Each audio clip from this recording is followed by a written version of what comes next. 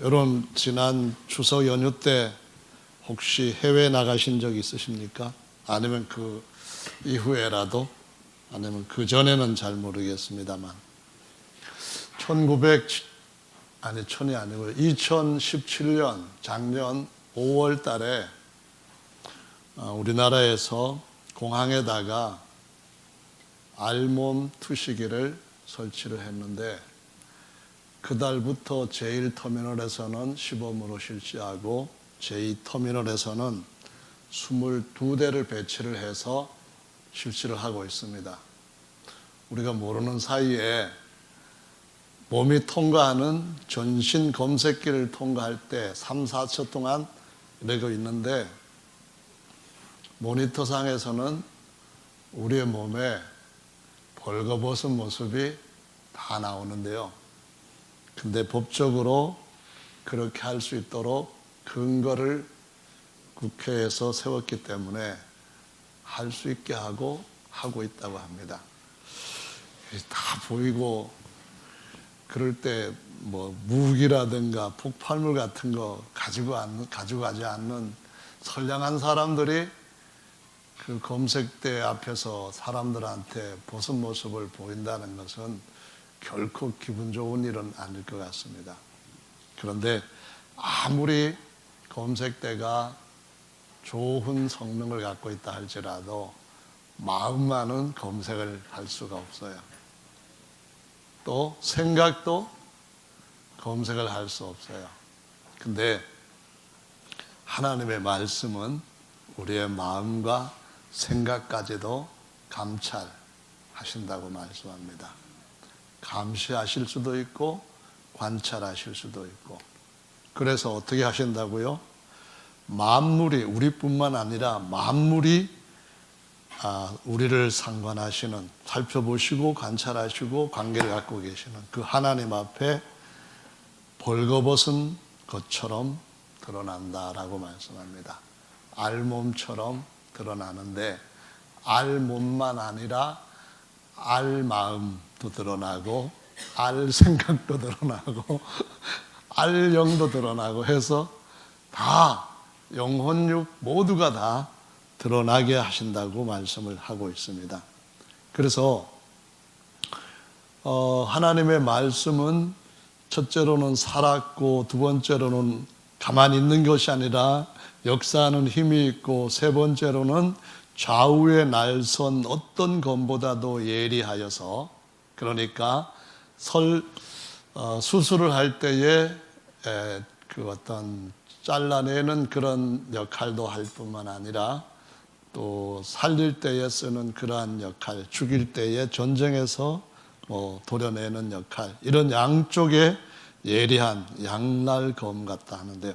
세상에서 양날검은 하나는 다치게 하고 하나는 좋게 하고, 그래서 위험하기도 하고 좋기도 하고 그런 건데, 역시 하나님의 말씀도 우리한테 어떤 부분은 하나님 앞에 감사할 수 있는 그런 것이 있지만, 어떤 부분은 그걸 탁 드러내 가지고 알몸, 알영, 알혼 다 이렇게 해가지고 심판대 앞에 세우는 경우도 있다라고 말씀을 하시고 있습니다. 그래서 우리가 하나님 앞에서 하나님께서 받으심직한 좋은 것으로 세워지는 이러한 삶을 우리의 그 전인적인 영혼육 모두에게 주님 심판대 앞에 서기 전에 먼저 검진을 받아갖고 주님 앞에 설 때는 참 안전하게 주님이 우리를 영원한 생명에 세우실 수 있는 그런 상태로 세워져야 될 줄로 믿습니다. 아멘. 네, 자, 한번 같이 고린도후서 7장 말씀을 읽어보도록 하죠. 7장 1절입니다. 찾으셨으면 같이 읽어봅니다. 시작. 네, 7장 1절, 후서 7절 맞습니다. 읽어봅니다. 시작.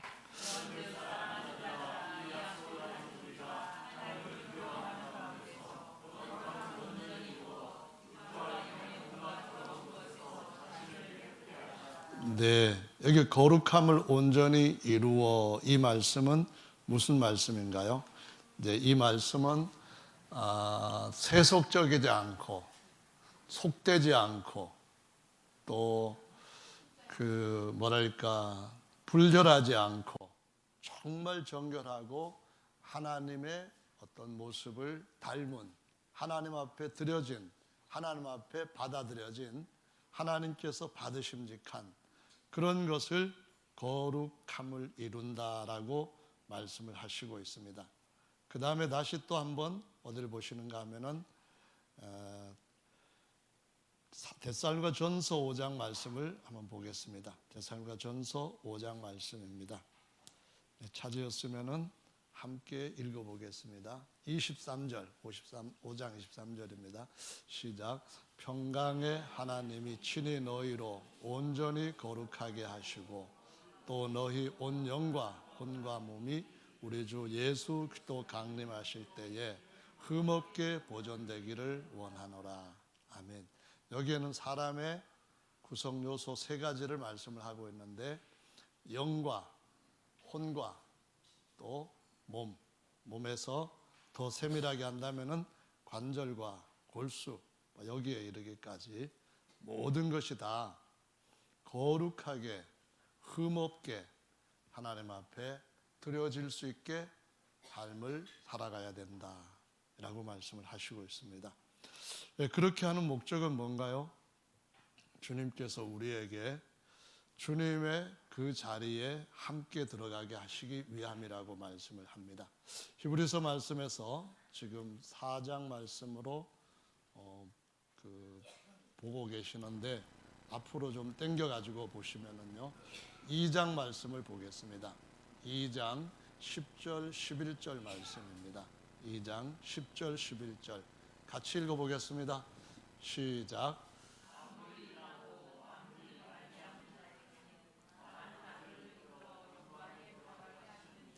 저희 구원의 주를 고난으로 말미암아 온전케 하심이 합당하도다.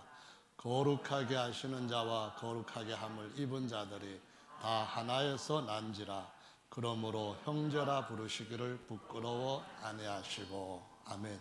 네, 이 말씀에서 우리의 영과 혼과 몸이 온전히 거룩해지면은 거룩함을 입은 하나님의 아들들 회의에 같이 참여해서 유업을 얻을 수 있다라고 말씀을 하시고 있습니다.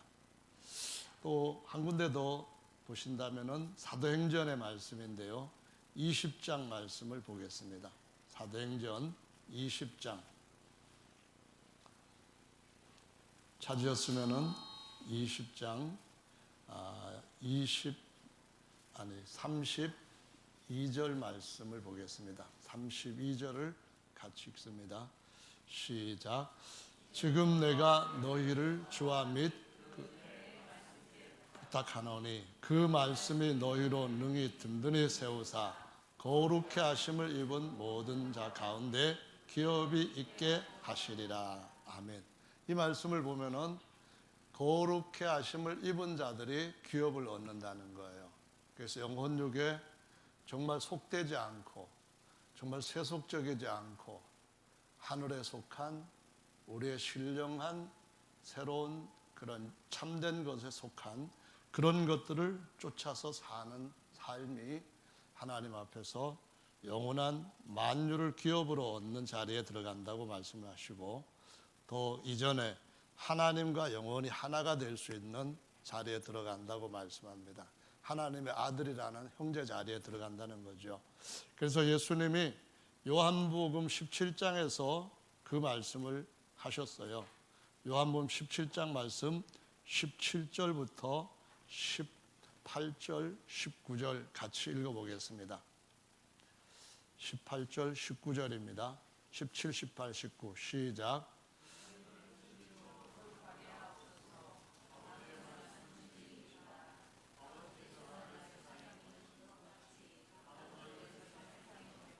또 저희를 위하여 내가 나를 거룩하게 하오니 이는 저희로 또 진리로 거룩함을 얻게 하려 함이니이다. 내가 비옵는 것은 이 사람들만 위함이 아니요 또 저희 말을 인하여 나를 믿는 사람들도 위함이니. 아멘. 그 앞에 있는 16절의 말씀에 보면은 내가 세상에 속하지 아니함 같이 저희도 세상에 속하지 아니하였삼나이다라고 말씀을 했습니다. 우리가 영도 세상적이지 말고 혼도 세상적이지 않고 또 몸도 세상적이지 않는 온전히 불로 뽑아내심을 받은 사람들 가운데 들어가는 것이 거룩함의 기업을 얻을 수 있는 무리 속에 있다는 것을 말씀하고 있습니다. 그래서 우리 생각이, 우리의 마음이 하나님의 말씀으로 비추어 보고 이것이 정말 하나님 앞에 거룩한 것인지 세속적인 것인지를 구별을 해야 됩니다. 구별을 하지 않으면은 그 마지막 날에 다 주님께서 벌거벗겨 놓고 보시는데 피할 길이 없다는 거예요. 그러니까 우리가 말씀을 통하여서 내가 하는 생각, 내가 하는 어떤 갖고 있는 마음, 뭐든지 간에 하나님 앞에 받으심직한 그런 것들로 드려지는 삶을 더 온전히 맞추어 가야 된다는 것인데요. 이것이 교회에게 필요한 이유가 있습니다. 왜냐하면은 교회는 세상과 연합한 과거를 갖고 있기 때문에요. 교회는 세상과 짝하면서 세상의 것도 누리면서 하늘의 것도 공유하려고 하는 야망을 가졌던 때가 있기 때문에요.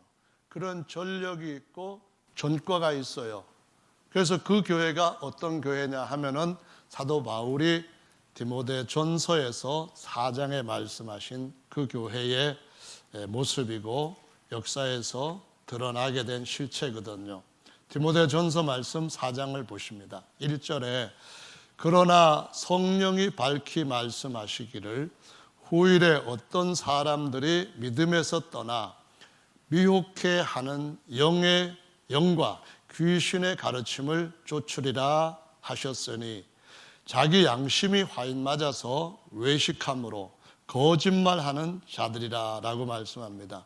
혼인을 금하고 식물을 폐하라 할 터인데 라고 하는 말씀을 보시면은 바로 천주교가 사제들은 하나님의 나라에 속한 사람들이니까 그들은 결혼하지 말아라. 그러기 위해서는 어떤 정기적으로 의식을 가지고 금식을 하게 하고 금욕주의에 빠지게 하고 하는 일들을 시켜오고 또 신부뿐만 아니라 수녀들에게도 그와 같이 해왔던 것을 볼 수가 있습니다. 이때 이들이 세상과 합하면서 세상의 삼위신과 하나님 교회의 일위신을 합쳐서 짬뽕을 만들었습니다. 어거스틴이 바로 그러한 인물의 중심 인물이고 최고의 스승으로 사람들한테 인정받는 이유가 그겁니다. 어거스틴이 만들었던 삼위일체론, 어거스틴이 만들어 놓은 참회록, 이 참회록이라고 하는 것은 교회에서 붙인 이름입니다.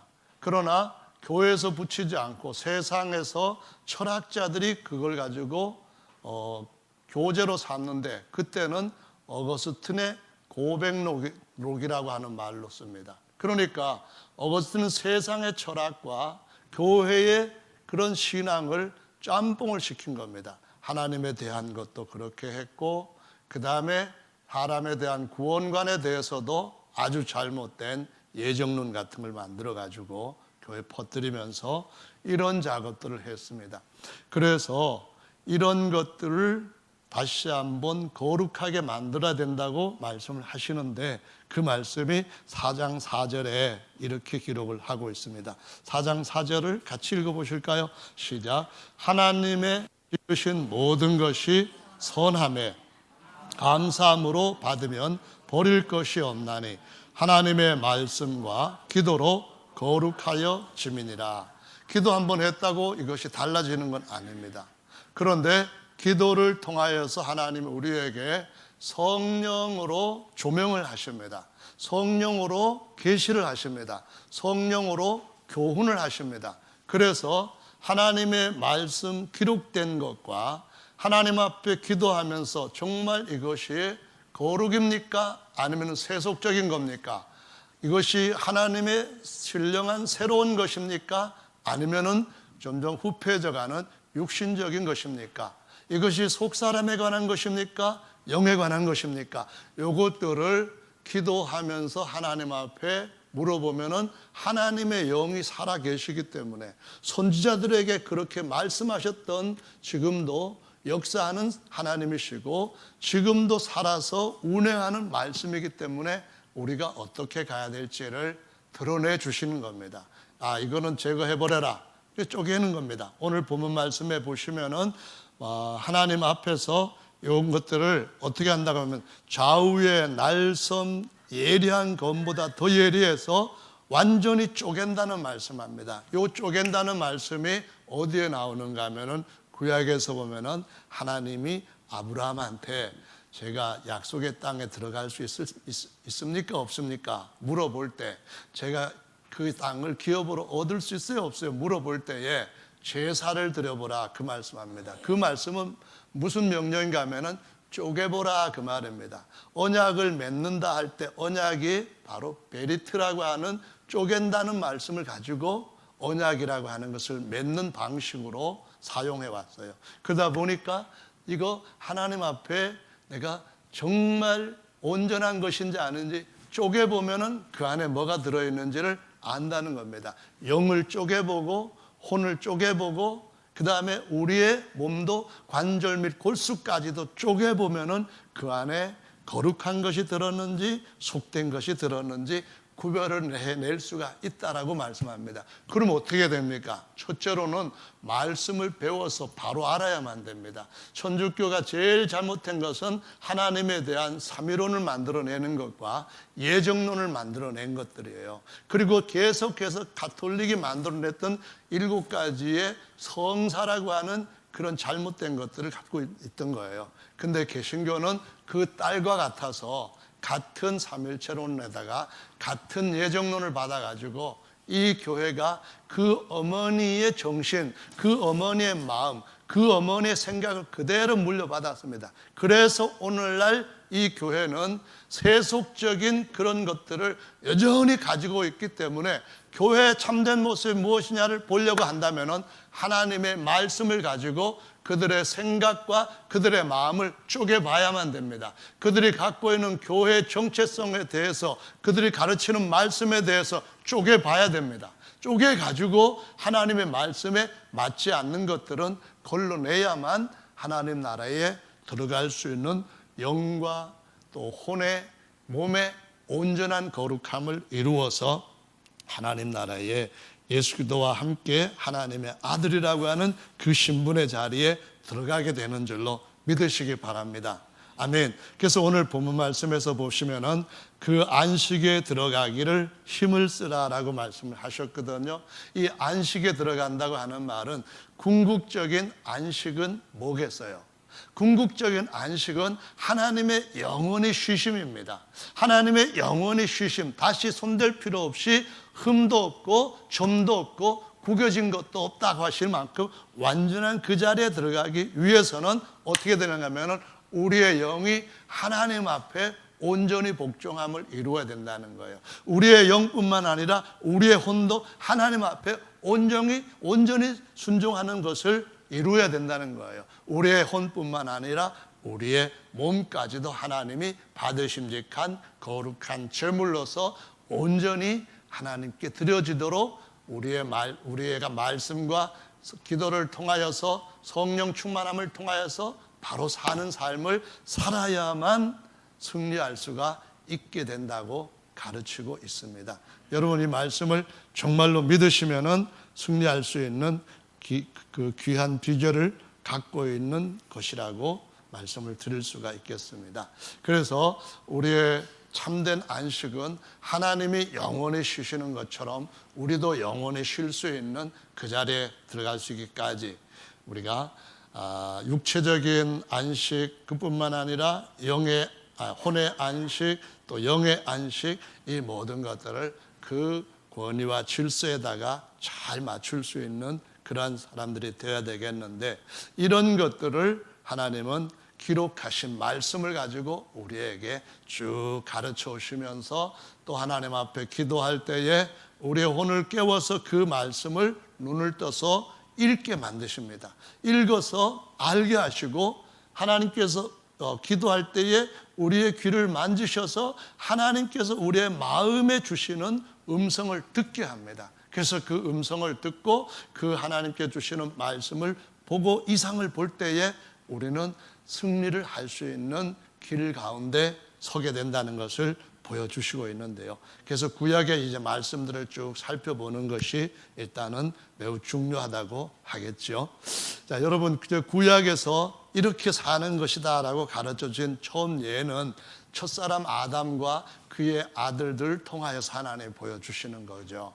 예를 들자면은 하나님이 처음에 아들을 낳았는데 이름을 가인이라고 붙였습니다.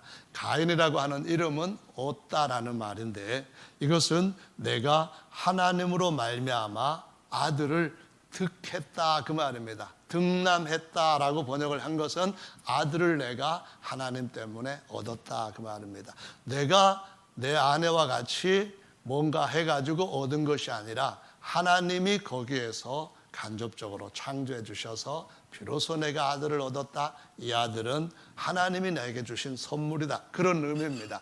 그런데 아들뿐만 아니라 그 아들을 낳으면서 아담은 모든 것들이 다 하나님이 내게 주신 것이다 라는 생각을 가지고 그 아들에게 그 이름을 붙인 거거든요. 여러분 생각은 어떠십니까?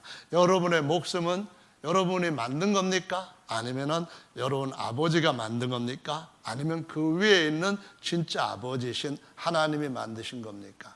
여러분이 갖고 있는 그런 집은 원래 소재가 누가 만든 겁니까?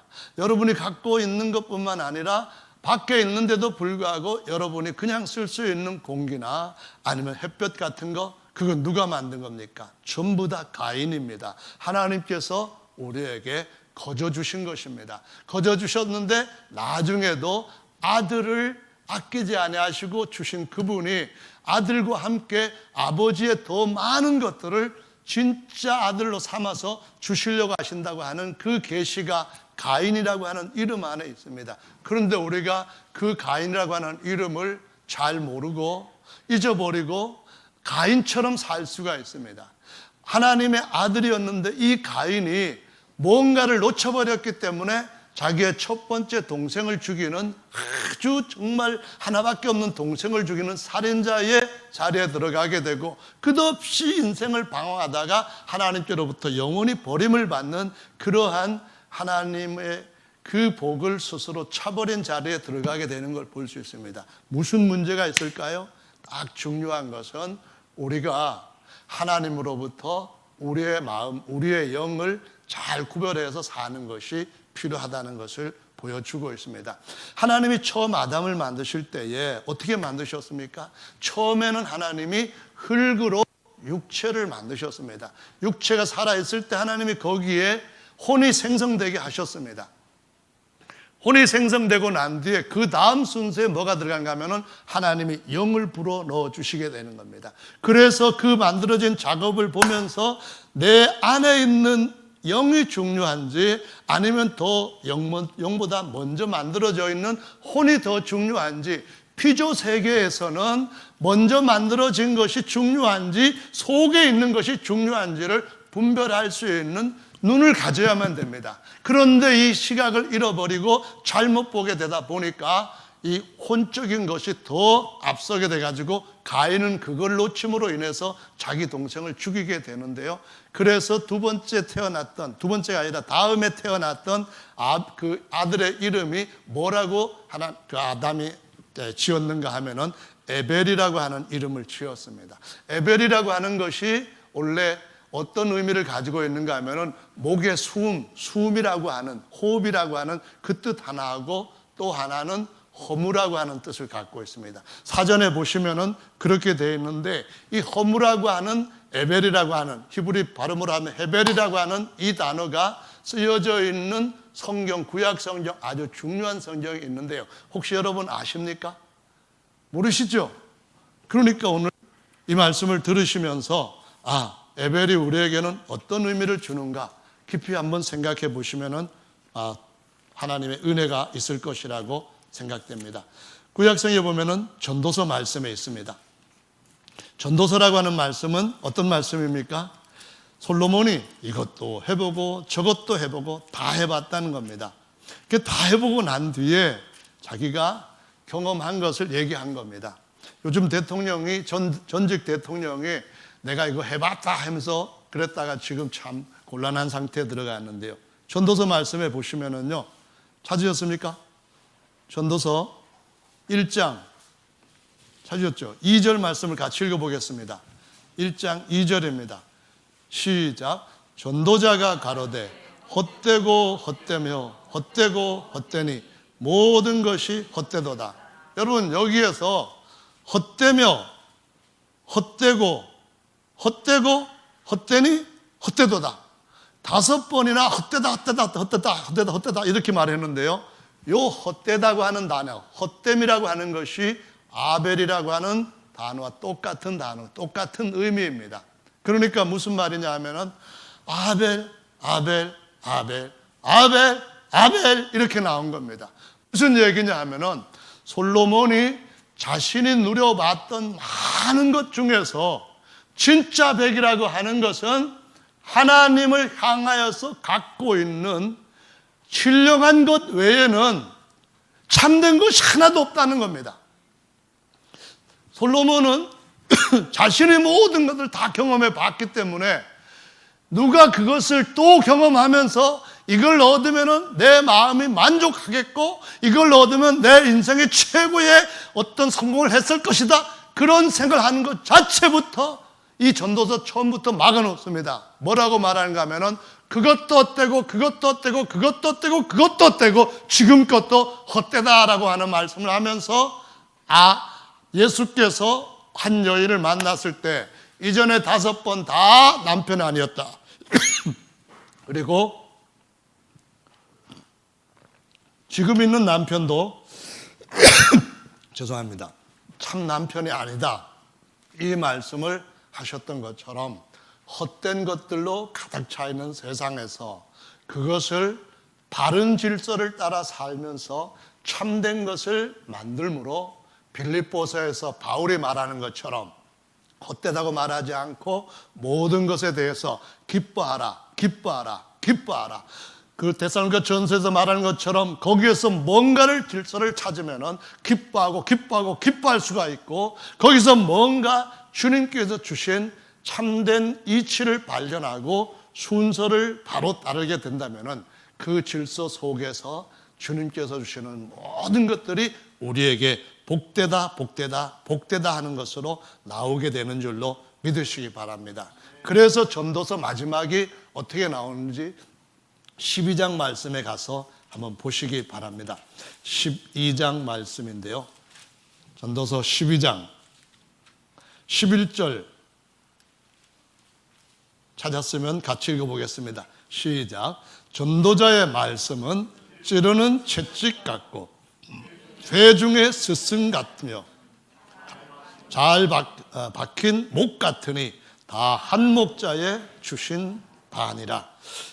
전도자의 말씀은 찌르는 채찍 같고, 그러지 말라 하면서 때려주시는 그러한 채찍 같고, 또 그 진리의 말씀은 회중의 스승과 같고, 또 그 단단한 벽에 잘 박힌 목과 같아서 걸어놨는데 어느 날 뚝 떨어져서 퍽썩 깨지는 그러한 말씀이, 그러한 결과가 아니라는 것을 보여주시고 있습니다. 여러분, 바로 이 말씀은 우리의 영과 혼과 골수 및 생각과 모든 마음의 것들을 감찰하여서 우리 앞에 지금 드러내주고 있기 때문에 이 올바른 말씀을 여러분의 인생의 벽에다가 단단하게 못질하셔서 중간에 퍽썩 깨지는 그런 일이 없는 승리하시는 분들이 다 되시기를 예수님의 이름으로 축원합니다. 14절 말씀 또 같이 읽어보겠습니다. 시작. 하나님은 모든 행위와 모든 은밀한 일을 선악간에 심판하시리라. 여러분, 이 말씀 믿으십니까? 심판대 앞에 가기 전에 우리의 영과 혼과 몸이 거룩해져야만 됩니다. 기록된 말씀을 따라서 정말 세속적이지 않는 교회, 세속적이지 않는 하나님의 사업, 이것에 저와 여러분들이 바른 초점을 맞춰야 되는 줄로 믿으시기를 바랍니다. 그렇지 않으면 언젠가는 폭삭 깨질 수밖에 없게 되고, 주님 앞에서 우리가 주님의 모든 것을 담을 수 있는 금그릇으로 세워지는 일에는 실패할 수밖에 없게 된다는 것을 보여주시고 있습니다. 자, 성도 여러분, 인류의 역사를 가만히 보면은요, 노아의 때 이르기까지 사람들이 하나님의 말씀을 바로 따르는 길을 못 따라갑니다. 왜 못 따라가느냐 하면은 아벨과 가인의 모습에서 교훈을 바로 배우지 못했기 때문에 그런 것입니다. 아담이 다시 아들을 낳았을 때에 이름을 셋이라고 불렀습니다. 이 셋이라고 하는 이름의 뜻은 대신 노인자, 그런 뜻입니다. 다시 말해서 죽은 아벨 대신에 내가 아들을 그 자리에 다시 놨다, 그런 말이거든요. 이 말은 무슨 말이냐 하면은 아벨이 형에 의해서 죽임을 당합니다. 바른 것이 아니죠.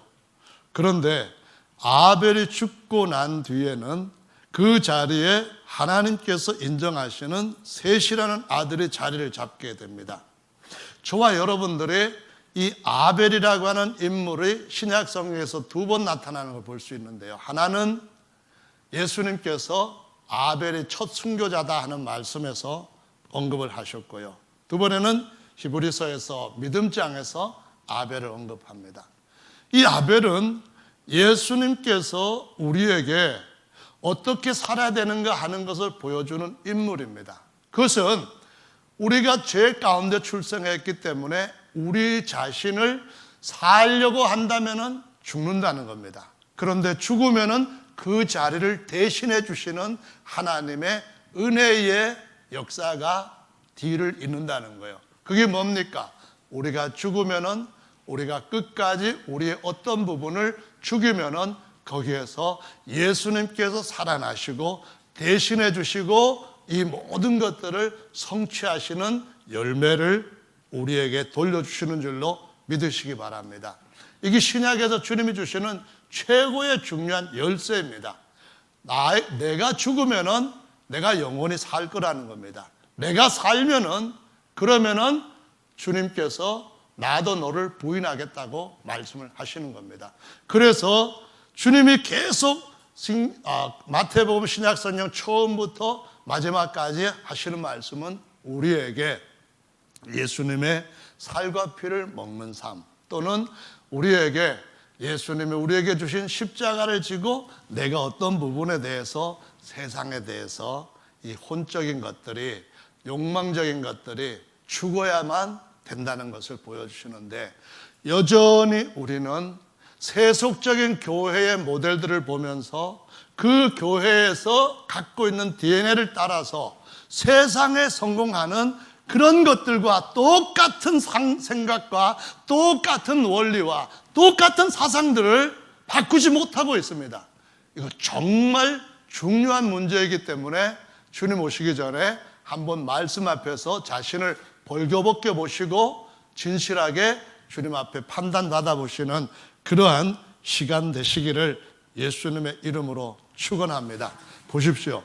아벨이 죽고 대신 셋이 이어가는 그 계통의 삶은 그래도 끝까지 이어지게 됩니다. 계속 가게 됩니다. 그런데 아벨이 죽는 것과 다르게 자신이 계속해서 살아나는 가인과 같은 삶을 사는 자들에게 보니까 창세기 6장에서는 이렇게 나옵니다. 야훼께서 사람의 죄악이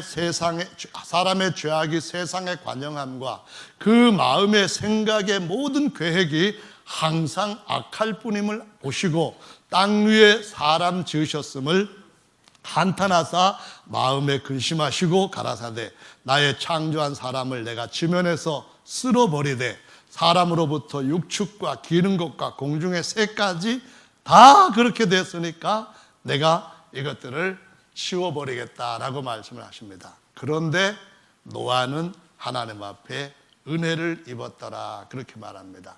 어느 생각이 따라가야 할 생각인지, 어느 마음이 우리가 지켜야 될 마음인지를 이미 그 사람들의 일대기에서 한번 전체를 물로 제거해 버리시는 과정에서 명백하고 선명하게 보여주셨습니다. 홍수가 지구상 전체에 엄청난 증거 흔적들을 남기고 있고, 그걸 볼 때 우리가 어떻게 살아야 되는가 하는 것을 배워야만 됩니다. 다시 오실 때도 주님이 노아의 때와 같다고 말씀하셨는데, 그들의 생각이 어떠한지, 그들의 마음이 어떠했는지를 알아보면서 우리의 마음이 그들과 같다고 한다면 이번에는 불로 다 망할 수밖에 없다고 하는 분명한 사실을 하나님의 말씀 앞에서 내 자신을 벌거벗은 채로 내놓고 평가를 바르게 내려야만 됩니다. 그래야지 아니하면 다시 돌이킬 수 없는 영원한 이를 가는 후회를 할 수밖에 없다는 것을 반드시 기억해야만 됩니다. 어떻게 해야 될까요? 우리에게 세 가지의 각각의 요소가 있습니다. 어떤 사람은 육체 안식을 얻기 위해 가지고 몸부림을 칩니다. 육체 안식만 얻으면 다 얻은 것처럼 그냥 만족합니다. 그런데 육체의 안식을 얻었다고 해서 완전한 것 아니거든요. 혼의 안식도 있습니다. 마음이 어떤 상황과 상관없이, 마음이 내 소유가 얼마만큼 있든지 상관없이 부유한 마음이 있을 수 있습니다. 평강을 누릴 수 있는 마음이 있습니다. 희락을 누릴 수 있는 마음이 있습니다. 내 자존심을 하나님 앞에서 분명하게 갖고 세상에 있는 어떤 것보다도 나는 하나님 앞에서 존귀한 자라고 하는 자긍심을 갖고 있을 수 있는 마음의 해방이 있습니다. 그런 생각, 혼의 해방이 있습니다. 그런데 이런 해방을 얻지 못할 때에 남과 비교해서 저 사람보다 나는 이것이 부족하고 저 사람은 나보다 이것이 더 많고, 그렇기 때문에 나는 정말 불행하고, 그렇기 때문에 나는 아직까지 불만이 많고, 그렇기 때문에 나는 역시 불안하고, 그런데 남과 비교해서 요만큼 더 있으면 나는 저 사람보다 대단하고 저 사람보다 내가 이만큼 좋은 사람이고, 이런 잘못된 누름 가운데 있다고 한다면 주님께서 우리의 마음과 생각에서도 안식을 줄 수 있는 제대로 된 마음을, 말씀을 찾아서 벌거벗겨 놓고 바로 입어야 되는 줄로 믿으시기를 바랍니다.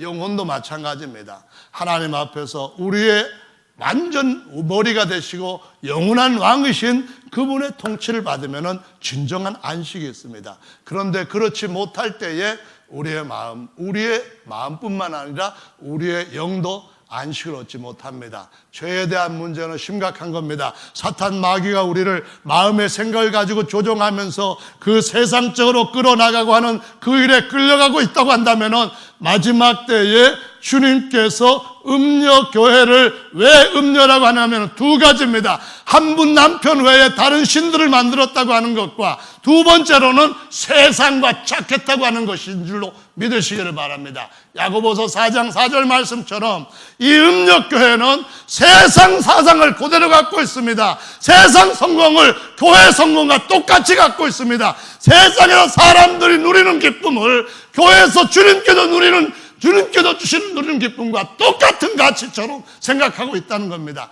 이거는 정말로 아니라는 것을 말씀 통해서만 볼 수 있습니다.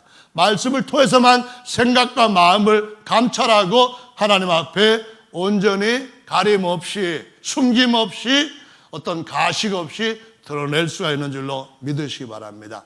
반드시 그래서 하나님의 말씀과 하나님의 성령을 통하여서 우리의 마음과 생각이 영의 생각인지 혼의 생각인지, 영의 마음인지 혼의 마음인지, 영의 원함인지 혼의 원함인지, 아니면 더 나아가서 육신적인 그런 어떤 육체나 물질이 가지고 있는 그 욕구라는 것이 있습니다. 그걸 갖다가 그냥 일어나는 충동이라든가, 아니면은 육체가 갖고 있는 뭐 또 무슨 그 원하는 마음을 표현하는 단어가 있죠? 생각 안 나셔요?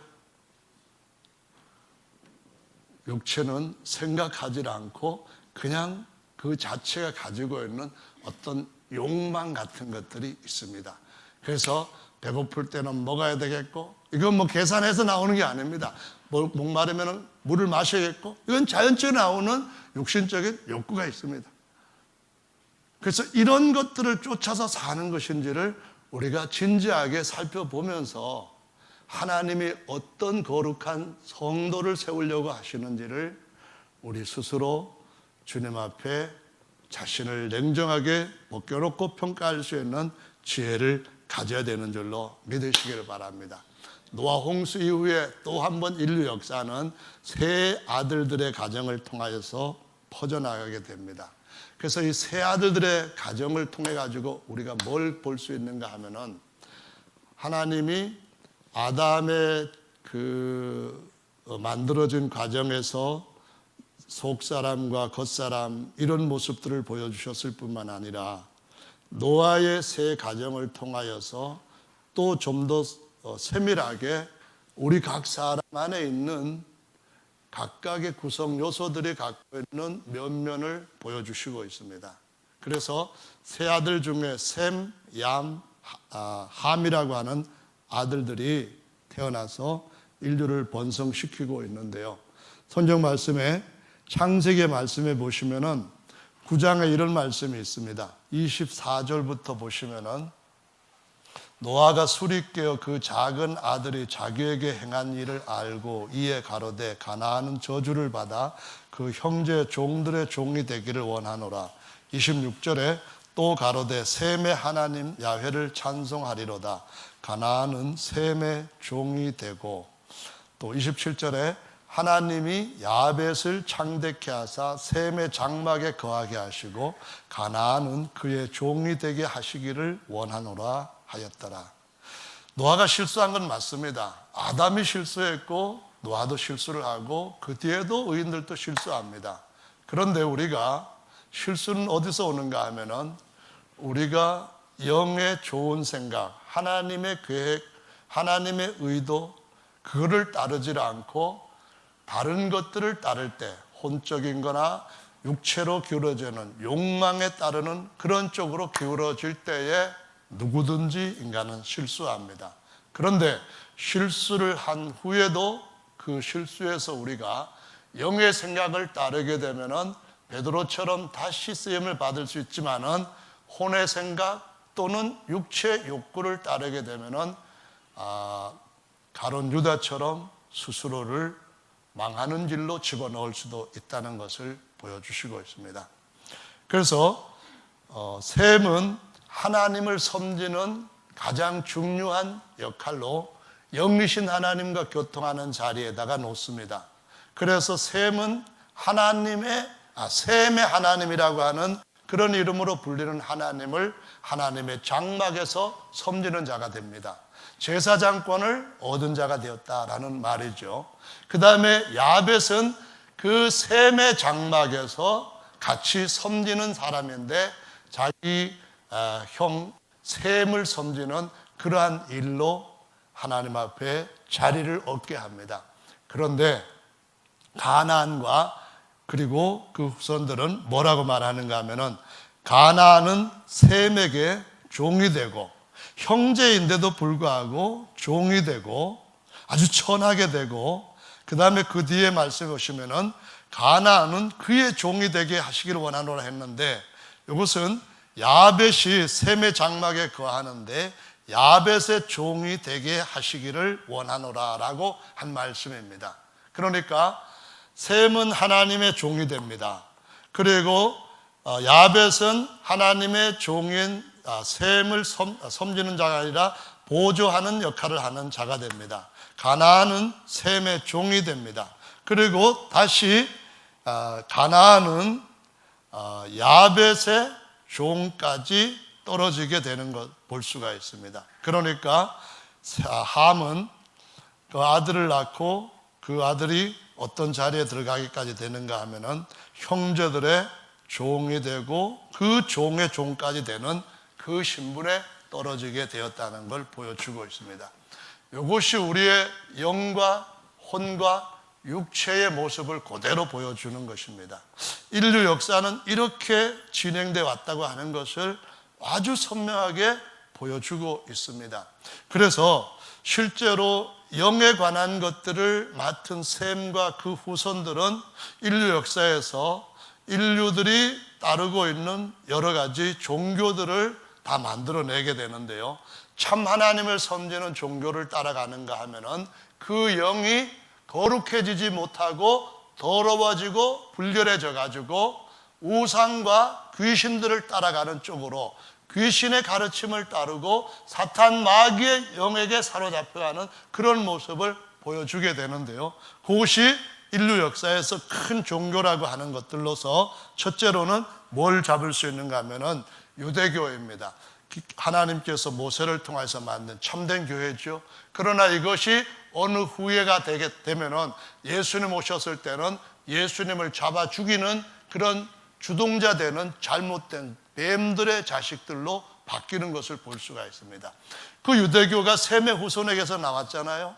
그 다음에 기독교 참교회가 그렇게 나왔습니다. 참교회가 어느 시기에 가더니만 점점 더 핍박과 온갖 잘못된 것들을 받는데도 견고해졌던 그것들에 세상과 짝하면서부터 완전히 변질돼 가지고 사단의 거짓된 것들을 쫓아가는 잘못된 음력교회와 그 딸들로 자리를 잡는 것을 보여주고 있습니다. 이것이 전부 다 셈의 후손들에게서 나온 종교입니다. 기독교도 거기서부터 시작이 됐다는 것을 볼 수가 있죠. 그 다음에 또 이슬람교도 역시 셈의 후손들 중에 아브라함의 후손들 중에서 나온 것이 분명합니다. 그리고 불교 역시 동양에서 셈의 족속들이 퍼져 살던 그 지역에서 발원했다는 것을 알 수가 있습니다. 그리고 또 하나 유교는 하늘을 섬기는 그러한 종교 의식은 있지만은 넷에 대한 것까지는 가르치지 않기 때문에 이거를 종교적 철학, 철학적 종교 이렇게 표현합니다. 동양 철학이죠. 그래서 이런 모든 것들이 다 어디에서 나왔냐면은 셈이라고 하는 영의 영역이 관장되는 그 계통에서부터 나온 것이고요. 그 다음에 야벳은 어떤 일을 하는가 하면은 이 야벳은 사회적, 문화적, 과학 문명, 인문학적 문명, 철학, 도덕적, 국가적, 민족적 이런 부분에서 굉장히 많은 발전을 계속 주도해 왔던 족속으로서 인류 역사에 등장하고 지금도 그런 부분들을 거의 차지하고 있는 것을 볼 수가 있습니다. 반면에 함은 겉사람 중에서 마지막 겉에 있는 제일 낮다고 얘기할 수 있는 육체에 대한 것들을 상징적으로 보여주시고 있다는 겁니다. 자, 그래서 이 야벳의 종까지 떨어져 버렸던 가나안, 요 다른 한글로 번역된 성경을 보시면은 예를 들면은 현대인의 성경은 가나안은 야벳의 종이 되기를 원하노라. 그 다음에 현대 성경에서도 가나안은 야벳의 종이 되기를 바라노라. 가톨릭 성경에서도 가나안은 야벳의 종이 되어라. 이렇게 번역을 하고 있는데요. 이 땅에서 우리가 어느 족속을 따라서 사는가, 그것은 그 족속들이 어떻게 됐는가 하는 것을 보여주는 결말을 통하여서 우리 인생이 결정해야 될 어떤 지침을 가르쳐주고 보여주고 있다는 것을 알 수가 있습니다. 그래서 성도 여러분, 우리가 하나님 앞에서 또다시 바벨론 종교로 떨어지는 창세기 10장에 이르기까지 노아의 후손들의 발자취를 유심히 살펴보시는 그러한 주님 앞에서 자신을 거기에 빗대어서 살펴볼 수 있는 뭔가 지혜를 다 얻을 수 있는 우리 모두가 되기를 예수님의 이름으로 축원합니다.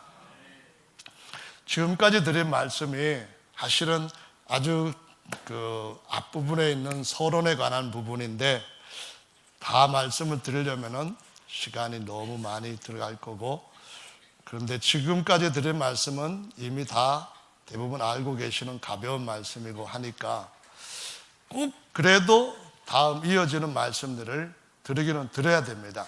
드리긴 드려야 되는데 오늘 다 드리기는 사실은 어려운 것이고요. 그냥 중간쯤 해서 한 가지만을 말씀을 드리고 오늘 오후 설교는 마무리를 하도록 하겠습니다. 아브라함의 가족들 중에서도 이런 모습들은 보여지고 있는데요.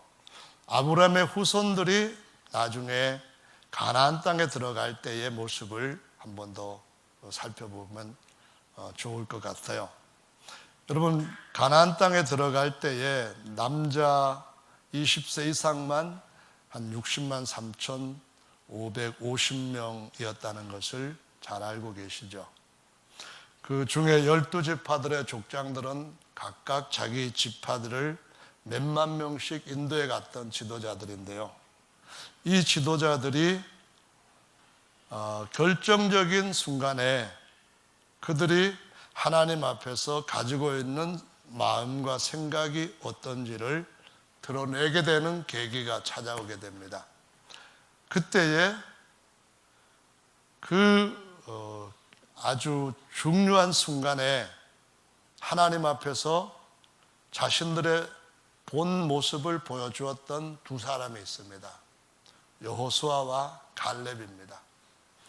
이 사건이 터지기 전까지는 모든 사람들이 다 각 지파의 최고의 두령이었어요.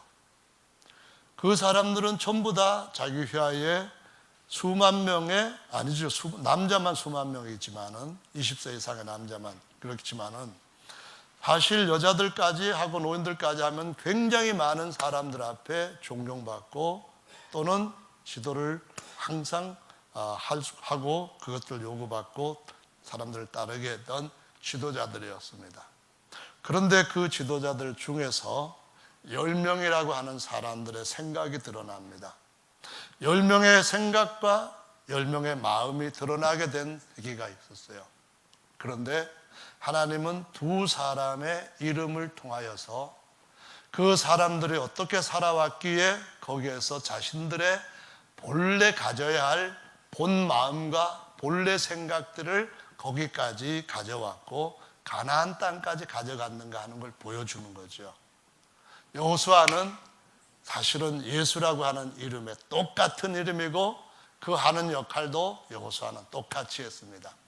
그런데 여호수아는 하나님 앞에서 제일 지켰던 가장 중요한 것은 뭐였는가 하면은 마음을 강하게 했어요. 마음을 극히 강하고 담대하게 했어요. 어떤 일에 있든지 간에 그 마음이 쉽게 흔들리지 않게끔 강하게 했어요. 그래서 극히 강하고 담대하게 했는데 그게 뭐냐 하면은 하나님의 말씀을 받고 그 말씀에서 좌로 치우치거나 우로 치우치지 않고 어떤 상황이 와도 나는 말씀의 칼을 붙잡는다.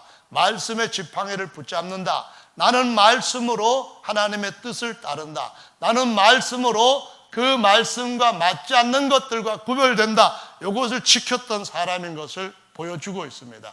그래서 하나님이 여호수아에게 너는 마음을 극히 강하게 하고 담대하게 하여서 좌로나 우로나 치우치지 말고 내가 내게 명한 모든 말을 지키라 했는데 가나안 땅 정탐을 하고 와서 이 이야기도 역시 하나님 말씀을 붙들고 있습니다. 하나님이 주신 땅인데 하나님께서 지금까지 우리를 여기까지 인도해 오셨는데 하나님께서 우리에게 힘 주셨고 하나님께서 애굽에서 나올 수 있도록 힘 주셨고 하나님께서 홍해 건널 수 있도록 힘 주셨고 하나님께서 지금까지 하늘에서 만나 주시고 땅에서 돌에서 물 먹일 수 있도록 해 주셨는데 저 앞에 있는 우리의 적이 아무리 강하다 할지라도 저들은 하나님이 진멸할 대상이 아니냐 하는 이 말씀을 꼭 붙잡았습니다. 그들이 아무리 강하든 간에 그 말씀을 붙잡는 것에서는 영향을 주지 못합니다. 그들이 아무리 튼튼하고 그들이 아무리 장대한 키를 갖고 있다 할지라도 그들이 아무리 큰 칼을 갖고 그들이 갖고 있는 무기가 아주 무서운 무기라 할지라도 이 마음을 흔들어 놓지를 못합니다. 여호수아와 갈렙은 끝까지 하나님의 말씀을 치우치지 않는 그런 모습을 보여주고 있는데 특히 여호수아가 우리에게 그 같은 길을 걸어야 된다는 것을 보여주시고 있는 것이 분명합니다. 성도 여러분, 우리는 지금 여행 중에 있습니다. 아직까지 하나님의 안식에 들어가야 할 소망 중에 구원을 얻은 줄로 믿으셔야만 됩니다.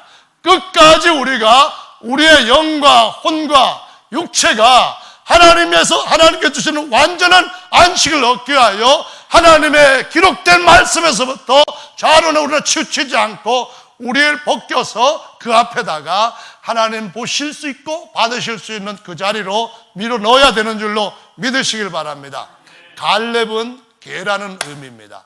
갈렙은 그냥 충성스러운 개라는 의미입니다. 충성스러운 말은 수식어인데 본래는 붙여있지 않습니다. 하지만은 개라고 하는 것이 하나님 앞에서 우리가 어떤 마음을 선택하느냐에 따라 가지고 아주 비굴한 개가 될 수도 있고 아주 강한 충성된 개가 될 수도 있다는 것을 보여주고 있는 것입니다. 성경 말씀에 보면은 하나님 앞에서 좋은 파수꾼들, 하나님 앞에서 좋은 하나님의 일꾼들을 보고 죽음을 두려워하지 않는 사냥개와 같다고 해서 아무것도 두려워하지 않는 것 중에 주인을 신뢰하는 사냥개와 그리고 적들을 두려워하는 왕과 하나님 앞에서 갖고 있는 이 대포를 갖고 있는 자 중에 이 개를 집어넣고 있는 것을 볼 수가 있습니다. 여러분 한번 보십시오.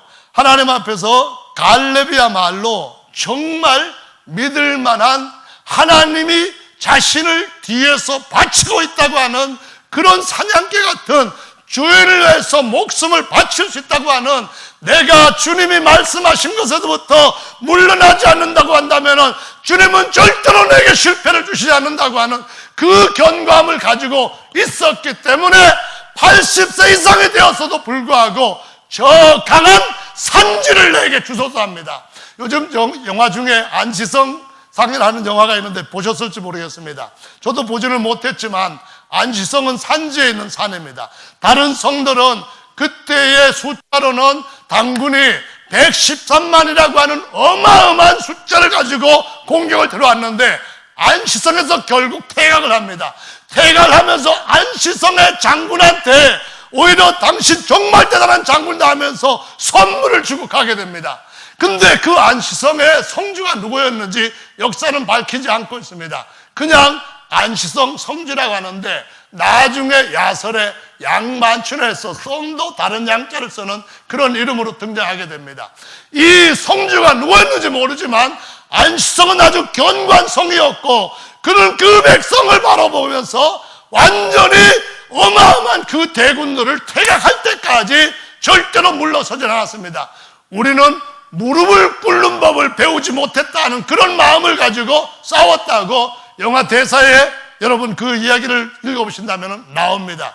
이것이 바로 갈렙의 정신입니다. 이것이 바로 저와 여러분들의 하나님께서 우리의 대제사장 되신 예수님을 앞세우셨을 뿐만 아니라 우리 자리에 것을 놓으셨고 우리가 이제 우리의 혼을 하나님 앞에서 하나님이 나와 함께 하신다면 나는 절대로 죽을지언정 말씀에서부터 다른 데로 빠지지 않겠다고 하는 이 마음으로 나갈 때 주님은 큰 승리를 그 앞에 나가는 곳곳마다 승리를 얻게 하시고 저 산지를 내게 주소서 하는 그 원함도 성취시켜 주실 줄로 믿으시길 바랍니다. 오늘은 여기에서 마무리를 하겠습니다. 성도 여러분, 말씀을 끝까지 붙드십시오. 말씀으로 하나님이 지으셨습니다. 1.1획도 떨어지지 않고 그 말씀은 이루어질 것입니다. 그날을 우리가 보게 될 것입니다. 그래서 우리 모두가 다 어떻게 해야 되겠습니까? 형제여, 말씀을 살피십시다. 형제여, 말씀을 가지고 우리의 영과 혼에다가 우리 모든 것들을 말씀에다가 부착시킵시다.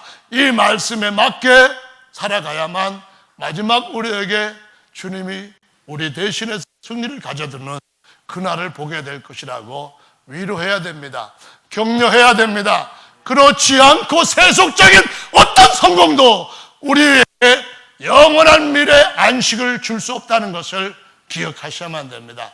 오직 말씀 앞에 우리 모두가 더욱더 겸비하게 합시다. 이 개가 다른 방향으로 가는 게 있습니다. 이사야 56장의 말씀에 보면은 10절 11절에 저 목자들은 잠자기 좋아하는 영적으로 잠들어 있는 자일 뿐만 아니라 짖지 못하는 벙어리 개들이라고 말씀합니다.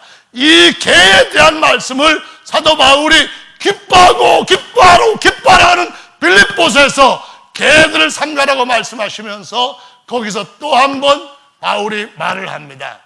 혼적인 성공은 절대로 그 마침이 안식이 아니라는 겁니다.